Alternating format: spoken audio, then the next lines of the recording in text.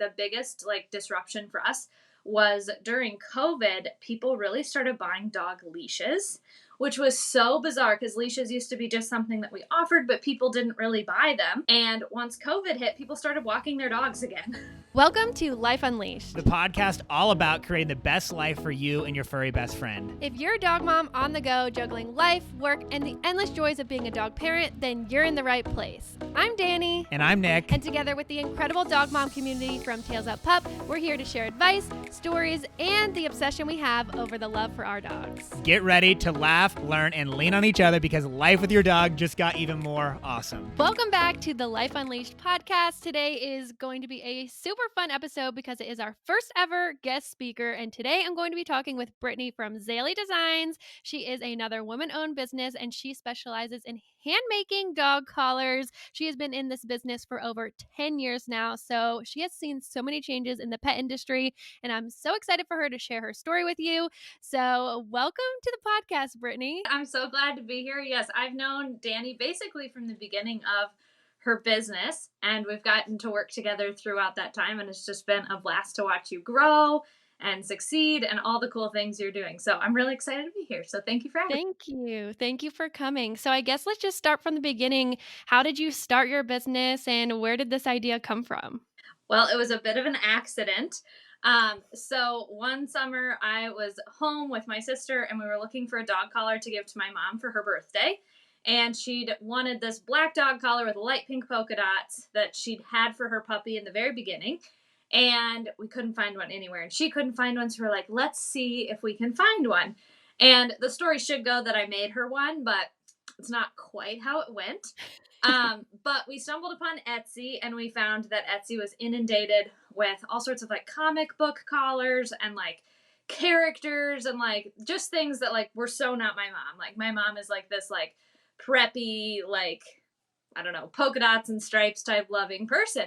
And anyways, so we found one that had something similar, like it had some silver dots and glitter, and we were like, okay, it'll work. So we ordered it and it came and it was too small and it was sewn really crummy. So they sent the wrong size and it was put together terribly. And my mom has sewn my whole life, makes clothes that are beautiful. Like she made all our Easter dresses, our Christmas dresses. I cannot do any of that. But I looked at that and I was like, I've sewn straight lines before. I can do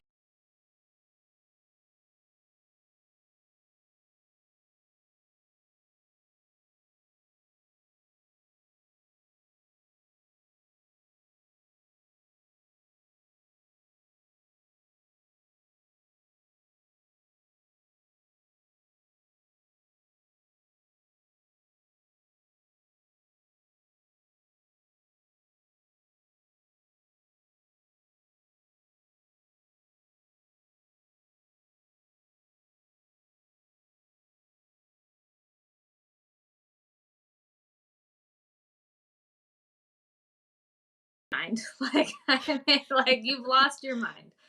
But anyways, I went to the store and I bought a couple different fabrics and I ordered 10 sets of metal hardware because at the time everyone was using plastic. So I worked really, really hard to find metal hardware. And like that was a big investment. It was like $30, for these 10 sets of hardware. And I was like, oh my gosh, I've got to do something with this. So I made a couple collars and I went back to school. Well, my parents lived in Texas and I lived in Colorado. So I like made these collars and took them back with me. And they kind of sold while I was in school. And I was like, okay. So I'd come home on break, I'd make a couple more and send it back. And truthfully, I don't even know like if I listed their size. I don't know.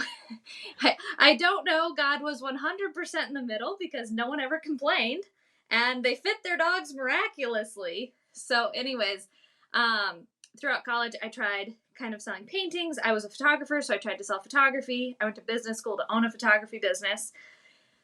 And I came home and I tried everything. I was working for a photographer at the time and I was bored out of my mind. And I was like, fine, God, if you want me to make dog collars, I guess that's what I'll do. Like, it was like a whatever, like if that's what you want. And from there, it just flourished. And it just a kind of a fun story. Like, I didn't mean to, but Yeah, that is such a fun story. yeah. So that's how we got started. It all goes to your mom manifesting your future. Isn't that wild? It is crazy. A moms know best.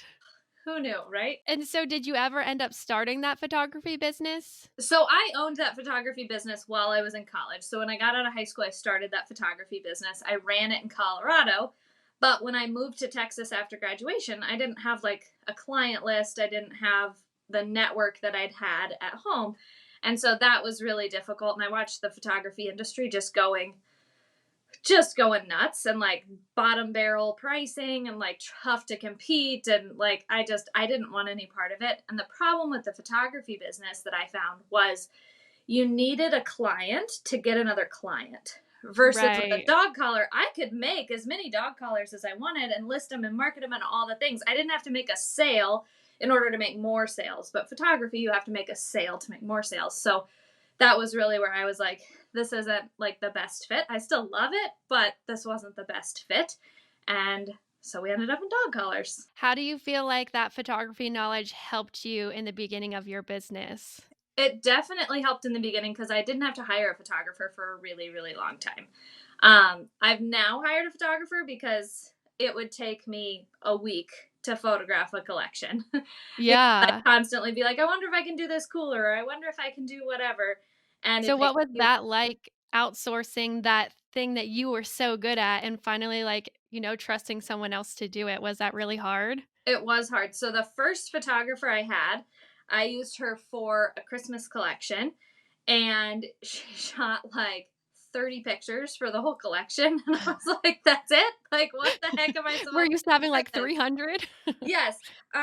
But she took some really cool high-end pictures. I actually went to Susie's school, which was where I got really pushed into this. Like, you need to start hiring some of these things out. You need to start hiring professionals that are better than you. Not that your pictures are bad, but they weren't the caliber of product photography that exists in the world, because that wasn't what I was focused on. So hiring a photographer, the first one didn't work out because we just weren't a good mesh.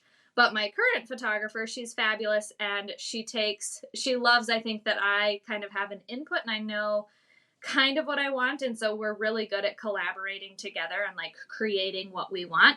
And it's been fun to watch her grow and me grow, and she's just great. And she gets all the dog models, which is just Yes, so that's my cool. favorite part. She's so good at doing the humans with the dogs and just Yeah. like the dogs showing off the collars actually way harder than you would think because dogs Hmm. have fur that cover it. And so she's really good at really showing that product. Yes, and it's a tough product to show because like separate from a dog, you're kind of like, what is this item? So, and I'm sure Yeah. you have experience with that with bandanas too. Like, what is this triangle of material? Like, Yes. you have to give it context. So, she's great. Yeah, she is great. Well, I did want to ask, what has it been like being in this pet industry for like the past decade? Because more recently than ever, I feel like we almost have this kind of like dog mom boom kind of thing going on where everyone is obsessed with their dogs, but I feel like it wasn't always like that. So, what has that been like in your journey of owning this business and seeing the pet industry become such a big thing? It's definitely been fascinating because when I first started, I was an anomaly. Like I said, like a lot of the things that existed at the time were like cartoon dog collars and like comic books and like Disney prints, which good luck to them because I'm not going to fight Disney on licensing. Right. Um, and so like in the beginning, I was really the only one that was doing like classic patterns. Like everything else was very like character driven or whimsical, but not whimsical in like the way that we do it now. It was just very cartoony. So in the beginning, it was really interesting because it was all plastic hardware and it was all very like loud prints. So like it was fun in the beginning because I was this anomaly. And there was a huge boom in people getting into making dog collars. It's obscene now how many people make them. And metal hardware is no longer an anomaly and all these things. So like we've had to work really hard to like kind of build like our branding, and what separates us from other people. We had a lot of people come into the market that copied what we did, which was tough because they saw that we were successful. So they started like doing the stitching our way, or they started like deconstructing how we did what we did, which was tough. The biggest change I've seen, other than like a whole lot more competition, like the biggest like disruption for us was during COVID, people really started buying dog leashes, which was so bizarre because leashes used to be just something that we offered, but people didn't really buy them. And once COVID hit, people started walking their dogs again. And it was like all of a sudden we sell way more leashes than we ever have before, which is so fun. But I would say that was like the biggest two things, was just like how many more people entered the market, and it became no longer like bizarre that we made like metal hardware dog collars. And then the second would probably be that they added leashes. Like people started walking their dogs. Are the leashes still, like 3 years later from COVID, like still a big product that you're selling? Our full pattern leashes are definitely a huge product that we sell. People absolutely love them, or our solid color leashes just behind those. And yeah, we sell an absolute ton of them, which is just, I love making the leashes, especially the full pattern leashes, because some of these patterns I envision as a leash. And so it's really fun to see that whole 6 feet of pattern. Yeah, and originally you were starting with like basic patterns, but now you are designing your own patterns. So Yeah. what has that been like? How are you personally designing them? Do you outsource that, and how does that go? So that is a really fun thing that we've added. So I designed our first pattern, good heavens, probably 5, 6 years ago. And it was this like neon pineapple pattern. And I'd just gotten into, spoon flower is no secret these days. So I Yeah. discovered spoon flower and this ability to print your own patterns. And so, anyways, I took this like neon pineapple and I duplicated it in like all these colors. I literally designed a fabric, a file that was the size of a yard of fabric. Like it's so big, like even my new computers like spin trying to open the thing because I didn't know how to make like a seamless repeat. I didn't know how to do any of these things. So that was the first one we did, and people went crazy for it. They thought that was the coolest thing, that we added our own pattern. And so I tried to add a few more at the time. We added our sharks, which have been very popular, and we still have those today as well. And then I got a little bit, they didn't used to have the ability to print a true black. So it was really tough to print a lot of like depth to different colors. So I kind of shelved it for a little bit until like we really started, Kyle and I started talking about like where we wanted Zaley Designs to go and what would make it special.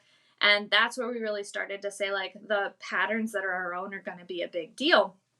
So there'd been a gal that I'd used that had done like t-shirts for us and like little designs that we'd put on apparel. And so I'd kind of talked to her like, do you think you want to design patterns and whatever? And at the time, there had been a lot going on in her family, and she just had a lot going on. So I ended up kind of posting about it, and I actually found that one of our original customers, like her best friend, was an illustrator. And so we connected with her, and she has been phenomenal. She is really, really fun. So it's kind of a balance between her and I. Like the plaids I do a lot that I can, and then like stuff that, I mean, I am not an artist. So stuff that I can't do that she does, and it's cool. So the process kind of goes that I will create like a board, and I'll come up with like all the colors, I'll come up with the design, I'll come up with like everything I can pull from Google image search that like kind of helps convey like what's in my head to her. And then she takes it and runs, and we edit back and forth. So it's all originated here, and it's all originated from me, but I just don't have the talent to draw a nutcracker dog. So Yeah, I feel like you and I are very similar in that we have our brains are filled with these ideas, but we're yeah, not artists, so we can't execute them ourselves. But we found these people who can like literally feels like they're inside of our brain because they bring our vision to life. absolutely. And it's fun. Like my photographer too, like once you find the right people that like they're not like, there's some people like I've been contacted by illustrators before. They're like, I want to see my stuff on your collars. And it's like, but that's not what I'm doing. Like I'm making Right. our stuff on collars. So yeah, I'm very, very thankful for her. She's been great. And she's a lot of fun. And we just bounce back and forth till we get the design where we want. And she does. That's really fun. Yeah, the pup crackers is one of my favorite. It's actually such crazy timing that we're doing this interview because we're launching some of your Christmas designs this week. So I'm like, wow, this is all going to happen at the same time. But I'm so excited to bring some of your exclusive designs to our shop because people are definitely going to love them. They're so cute. The pup cracker is one of my very, very favorites. I've wanted a nutcracker design forever, But any fabrics I looked at, the nutcrackers were too tall to fit on a dog collar or a strap. And so that was definitely one when last year, no, yeah, last year we decided to take the leap into our Christmas collection as all our own designs. And when we did that, like I knew that had to be one of them. Yeah. And so you mentioned that, how you started sewing with your mom's machine, and now 10 years later, all of your collars are still handmade. Is that accurate? So all of our fabric and webbing collars are handmade. Our waterproof collars we have manufactured just because Okay. I don't have the machinery to print the Right. strap and then waterproof them. But even those, like down to like their width, where the holes are punched, like every single dimension of those and the patterns is all ours. So we're just using someone else's equipment to make them waterproof and holes punched. What has that been like navigating your small business with the growth and adding in all these like new leashes and everything and maintaining that handmade product? Because I know that couldn't have been easy to, you know, you utilize your time to create all these products. Definitely. So for me, it's always hard to let go of control. So I remember long, long time ago, geez, probably like 8, 9 years ago. So like 2 years into my business, my parents were kind of like, especially my dad, he was like, you need to hire someone. Like you need to hire someone to start sewing for you because I was so overwhelmed. I was in tears. Like my hair was falling out. I was a mess. And I was still working full time for this photographer. And then I would come home and I would work on my Oh my business till like goodness. 1 in the morning. And then I would go back to work and it was a mess. And so, anyways, the first thing I did was I hired someone just to sew them into straps. And then I, for years, finished them. For years, finished them because I was nervous about someone like putting the final touches on my product. And this very sweet woman that I worked with at the photography studio kind of approached me and she said, like, I want to work for you. Like, I don't want to take pictures anymore. And we did school pictures as well, which taking school pictures is brutal. It's Yeah, I can absolutely, imagine. it's absolutely brutal. I love kids, but photographing 1,000 of them in a day was a lot.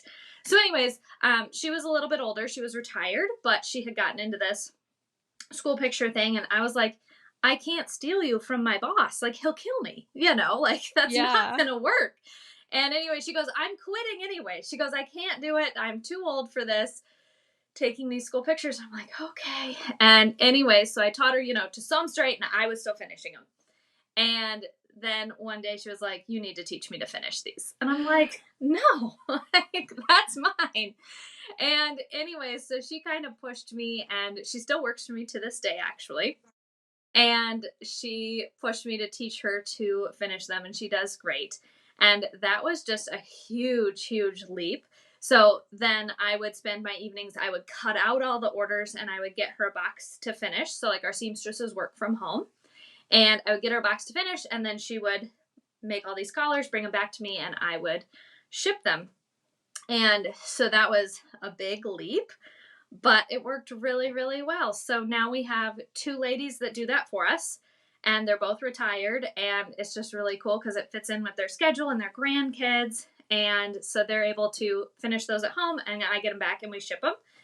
And then the next big step was I hired someone to cut orders and ship orders and kind of do anything that I also needed around here because I was still like, it was still way too much. So that's been really, really great. So we have 3 ladies that work for us, 2 that sew, and then one that cuts and ships and then kind of does little ancillary stuff to help me so I can work on the business side of things instead of all of the handmade stuff. That's awesome. Yeah, I feel like finally having a team who can really help you is the Yes. best thing, but as a small business owner, it's so hard to let go of that control and trust that someone's going to love your business as much as you do. But once you find those people, they're awesome. Yes, they are an absolute gift. So yes. I feel like I kind of skipped over how you and I even got linked together, but our businesses are so similar because we're selling dog bandanas, you're selling dog collars, but they're handmade products. And we really, you know,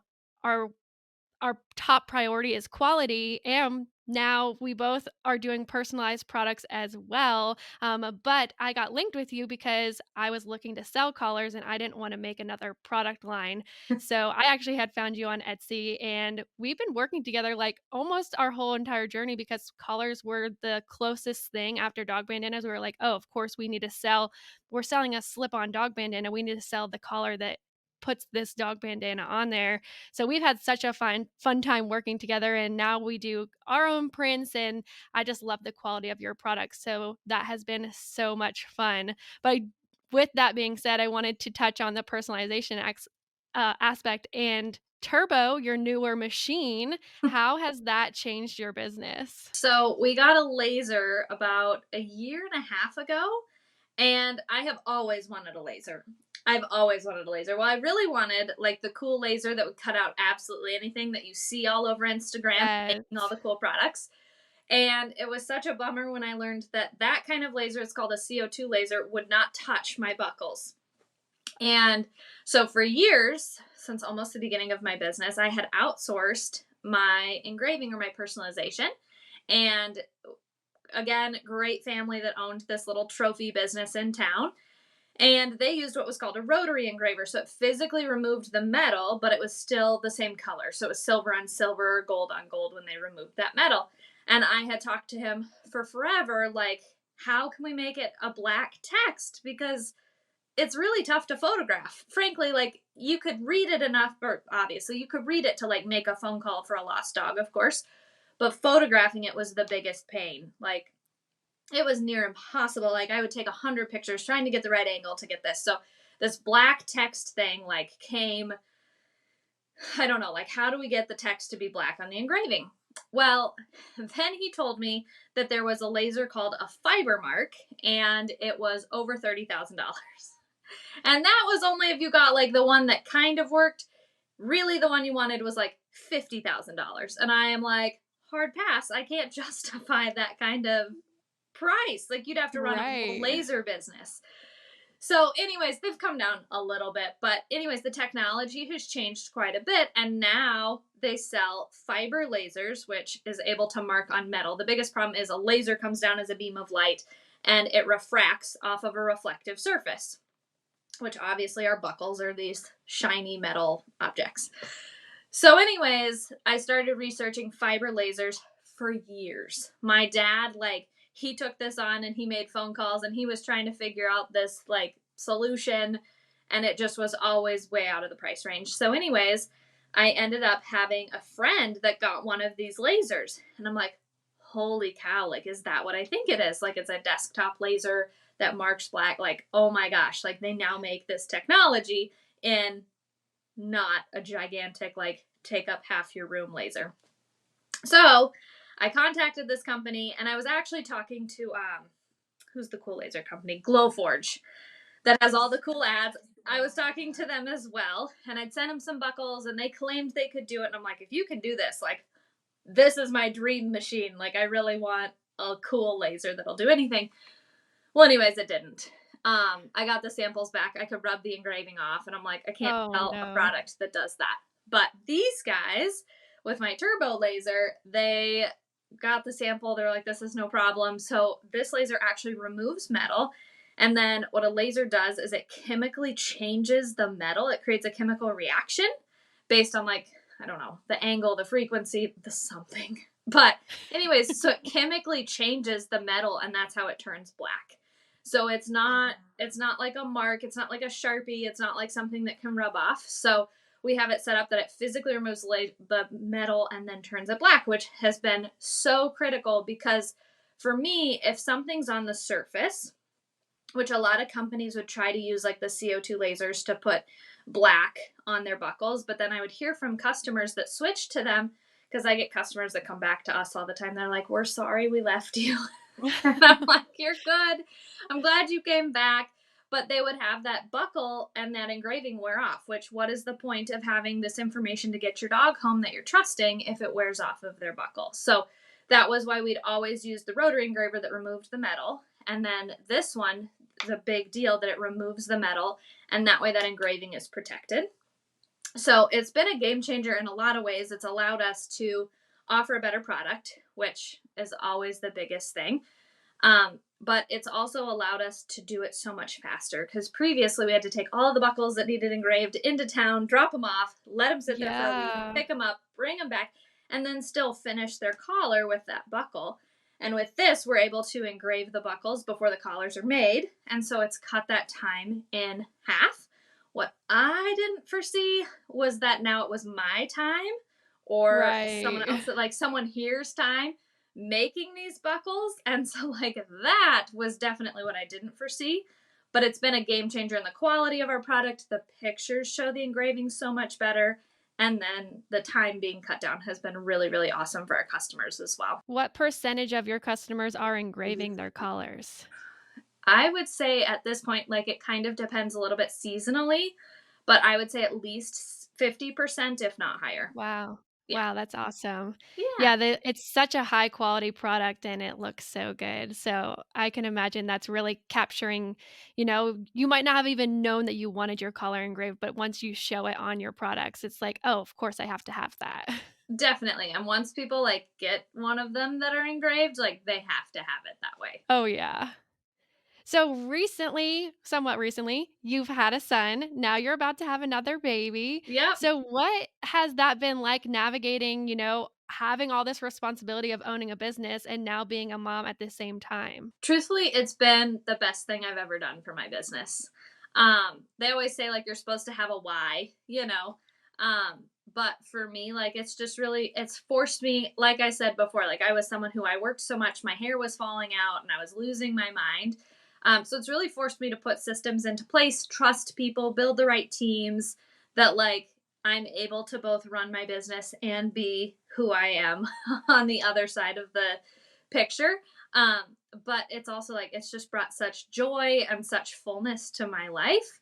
Um, and I know that sounds so weird, like if you haven't had kids, and I know that like the other side of it is like everyone likes to complain about their kids all the time, which is just so sad to me. Yeah. Um, and like that's not to say that it isn't hard, and that's not to say like there aren't seasons where it's like I really have stuff to do, but I've got to, hang out with my kiddo and whatever. But for me, it's just been like there are days that I work better when he's home, you know. And Yes. so it's been definitely a change, but like I feel like my life has more purpose. I also feel like I'm showing him that like he can build whatever he wants to build. So I guess I should rewind. My son is 2.5, and he's fabulous. And like I said, we've had phases where like we found like we couldn't really get a lot of work done, and then we could get a lot of work done. I also think it's been a gift because I would have smothered the crazy out of that kid. If I was not working, that poor child would have had the most helicopter parent smothered, like on the floor with him 24/7. He would have been unable to do anything on his own, and because I just would have loved him to death. Yes. Just like us with our dogs, it becomes Yes, your child. Yeah. exactly. My dog is stuck in here with me even now. Um, but anyways, like so it's been really great for him that he's learned to like independently play too. He's learned to do a lot of things. But he also like it's really cool. He'll come in and he'll ask, he goes, "What are you doing, mama?" And like I get to show him, he'll sit on my lap while I'm showing. He loves to ship orders, and he has like a disconnected keyboard that he like sets on a desk and Oh he my like types goodness. at it. Um and yeah, so it's been really, really just fun to share with him and very special. And then I'm due to have a baby girl in a couple weeks.